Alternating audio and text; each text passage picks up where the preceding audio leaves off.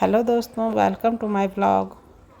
दोस्तों, इस बार महाकुंभ का आयोजन हुआ और महाकुंभ में जाने के लिए बहुत दिली तमन्ना थी। और इस बार तो सब ने कहा कि ये 144 साल बाद महाकुंभ है, तो हमने सोचा चलिए हम भी चलते हैं। लेकिन हमें टिकट नहीं मिली सीधे प्रयागराज की। हम लोग देहरादून से हैं। तब हमने फैसला किया हम पहले लखनऊ जाएंगे।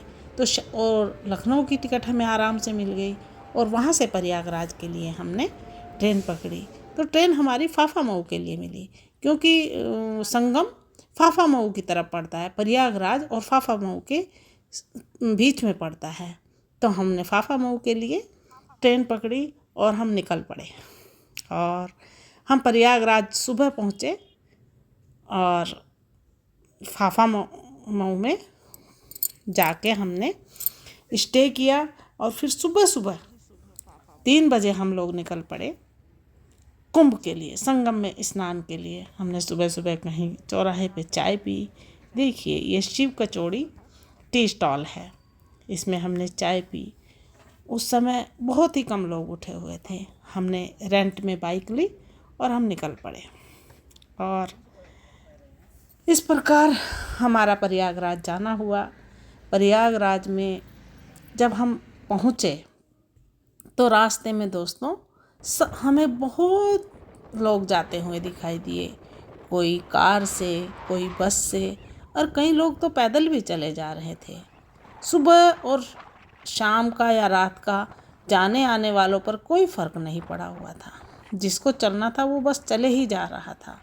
इतना सुंदर प्रयागराज को सजाया गया था कि मानो प्रयागराज आगंतुकों की स्वागत में खड़ा है 24 घंटे। बहुत सुंदर मनोरम दृश्य। हर तरफ कुंभ में, संगम में स्नान करने की होड़ हर किसी को है। सुबह है या दोपहर है, शाम में, इस बात का कोई फ़र्क नहीं पड़ रहा था। देखिए किस तरह से सजाया हुआ है। कुंभ नगरी आगंतुकों की सेवा में खड़ी है। देखिए, ये सुबह करीब 4:30 या 5 बजे का सीन है दोस्तों। और इसी प्रकार गाड़ियाँ चली हुई हैं।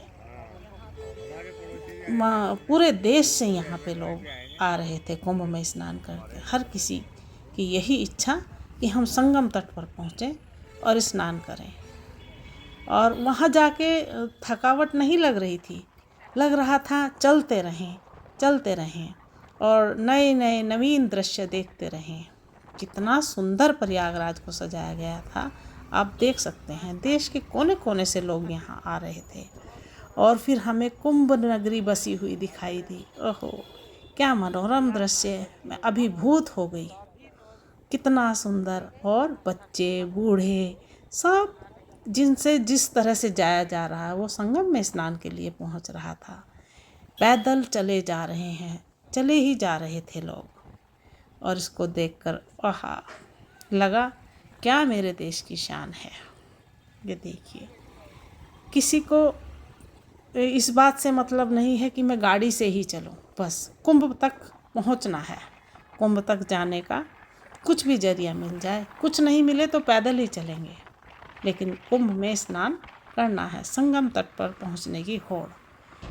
इस प्रकार से हम लोग कुंभ पहुँचे। ये देखिए, ये राम मंदिर का दृश्य है। वहाँ राम मंदिर बना हुआ था।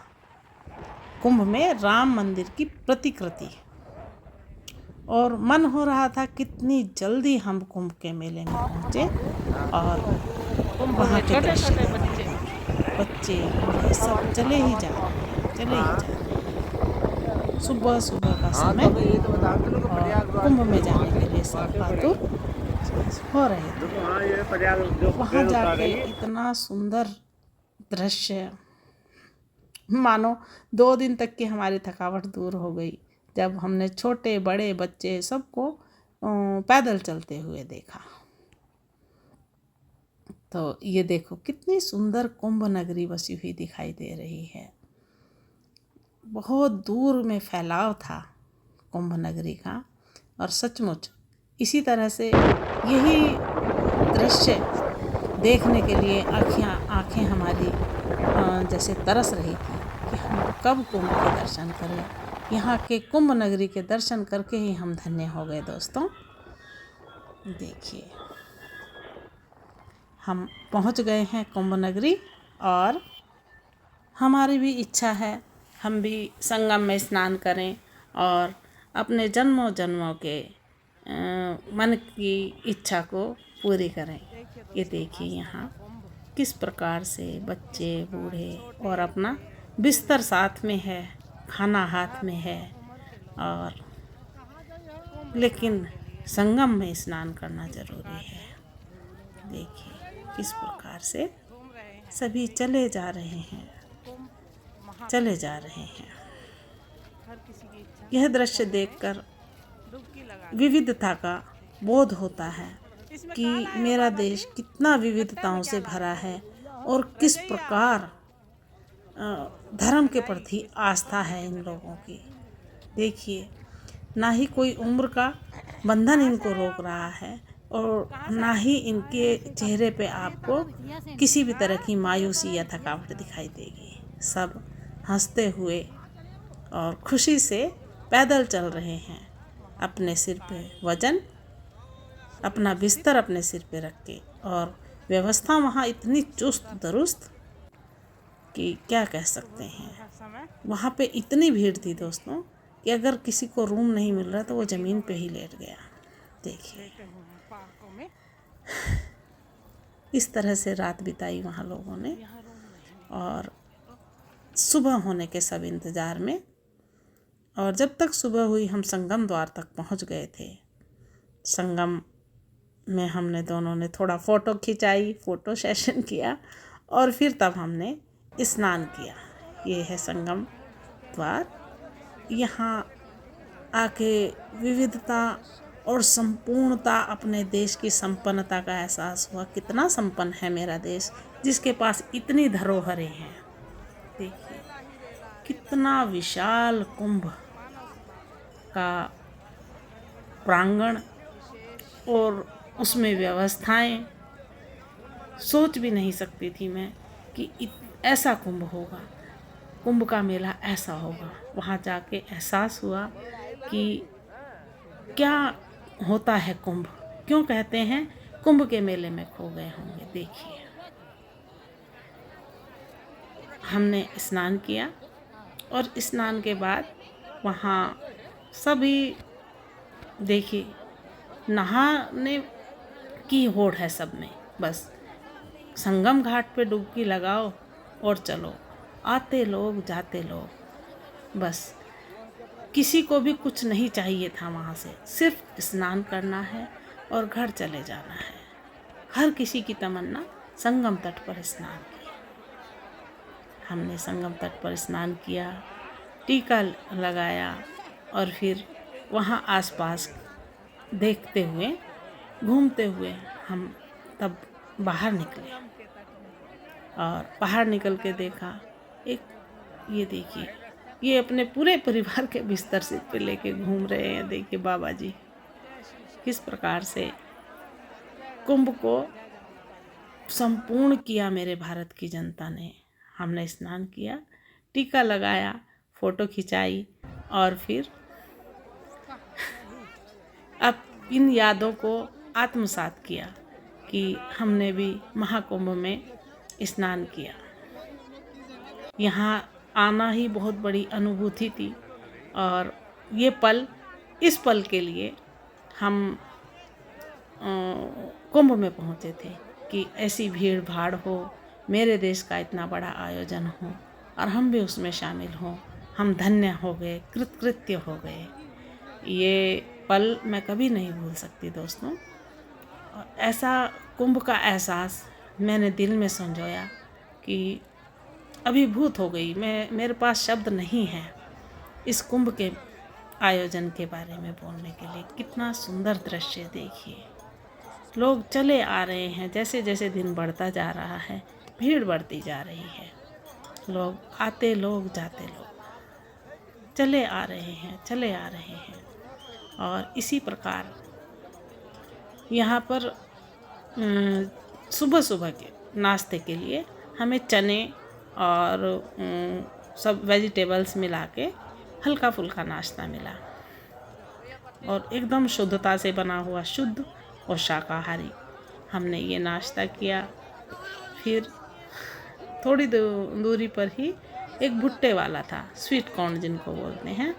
हमने थोड़ा स्वीट कॉर्न भी खाए और थोड़ा हेल्दी और साफ़ सुथरा नाश्ता भी मिला हमें। और इनको देख के बस दिल खुश हो रहा था कि किस प्रकार से छोटे बड़े बच्चे सब लोग कुंभ में आए हुए हैं। और जब किसी को जगह नहीं मिल रही तो वो वहीं ज़मीन पर ही कपड़ा लगाकर सो जा रहे हैं। कोई बैठे बैठे सो रहा है और कोई चले ही जा रहा है संगम तट पे पहुंचने के लिए। मेरे यहाँ बैठ के लग रहा था कि क्या हम आत्मसात कर रहे हैं वो पल, वो घड़ी। इतना सुंदर वहाँ मन लग रहा था कि यहीं खो जाएं हम, संगम की रेत में हमारा भी संगम हो जाए। इस तरह से फील हम कर रहे थे। देखिए, ये है मेरा देश, ये मेरे देश की सुंदर जनता, जिसके पास कोई भी सवाल नहीं था किसी के लिए। बस संगम में डुबकी लगाना है और घर जाना है। देखिए, कोई तो इतना थक गया बैठे बैठे ही सो गए। ये मेरे देश के बुजुर्ग शायद ये जीवन में अगला कुंभ देख पाएंगे या नहीं, लेकिन इस कुंभ में इन्होंने भी अपना भरपूर योगदान किया, या यूं कहें अपने मन की इच्छा पूरी की। इस प्रकार कुंभ में घूमते घामते हम लोग मनोरम दृश्य देखते देखते हमें वहाँ पता चला था कि राम मंदिर की प्रतिकृति बनी हुई है। फिर हम लोग राम मंदिर देखने के लिए निकले वहाँ से, और देख देख के एहसास हो रहा था कि कितना दुनिया यहाँ पे आई हुई है। पूरे भारत से, हर स्टेट से यहाँ पे लोग आए थे। और मतलब मैं पूछ तो नहीं सकती थी, लेकिन उनके पहनावे से, उनकी बोली भाषा से समझ में आ रहा था कि कोई भी एक सिटी या एक राज्य से नहीं था, पूरे देश से यहाँ पर लोग आए थे। फिर हमने देखा पुलिस की चाक चौबंद सुरक्षा, यात्रियों को चलने के लिए रास्ते में साफ सफाई कराना पुलिस ने अपना जिम्मा लिया हुआ था। और 24 घंटे अलर्ट मोड पे हमारी पुलिस, जिनका बहुत बड़ा योगदान रहा कुंभ को स्पेशल बनाने में। ये महाकुंभ तो था ही, लेकिन ये स्पेशल भी रहा, क्योंकि यहाँ हर समय कुछ न कुछ देखभाल पुलिस वाले कर रहे थे, मंत्री कर रहे थे, सब लोग समय समय पर अपनी पेट्रोलिंग कर रहे थे। देखिए, जिससे व्यवस्थाओं में कुछ खामी ना रहे। और इस प्रकार कुंभ को देखकर आत्मसात किया मैंने। और फिर राम मंदिर की प्रतिकृति पे हम पहुँचे। राम जी, श्री राम जी के हमने दर्शन किए, और फिर इसके बाद हम निकल पड़े वहाँ से अयोध्या के लिए।